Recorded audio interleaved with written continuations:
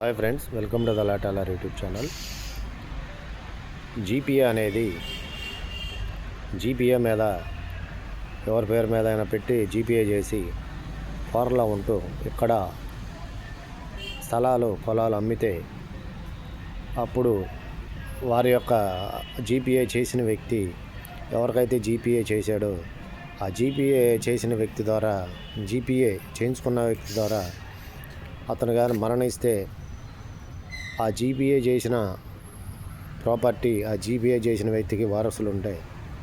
ఆ జీపీఏ చేసిన వ్యక్తి మరణించిన తర్వాత ఆ మరణించిన వ్యక్తికి వారసులు ఉంటే ఆ వారసులు లీగల్గా వారసులు అవుతారు.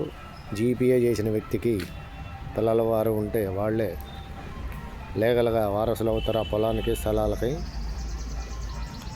జీపీఏ చేయటం అంటే ఓన్లీ జీపీఏ అనేది వారసత్వాన్ని నిర్ధారించదు.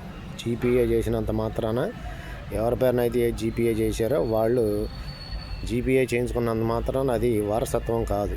జీపీఏ చేసిన వ్యక్తి ఎవరైతే ఉంటారో అతనికి వారసులు ఉంటే, కొడుకు కూతుళ్ళు ఉంటే వాళ్ళు వారసులు అవుతారు. కానీ జీపీఏ చేయించుకున్న వ్యక్తి జీపీఏ ఎవరి పేరునైతే చేస్తారో అతను వారసుడు అవ్వడు. సో ఫ్రెండ్స్, జీపీఏ అనేది వారసత్వానికి సంబంధించింది కాదు, జస్ట్ ఫర్ సేల్కి సంబంధించింది, ట్రాన్సాక్షన్కి సంబంధించి మాత్రమే. జీపీఏ చేయించుకున్నంత మాత్రాన వారసత్వం కాదు, వారసులుగా పరిగణించబడరు. అది చట్టరీత్యా నేరం. సో ఫ్రెండ్స్, మరో వీడియోతో మళ్ళీ కలుస్తాను. Until then bye.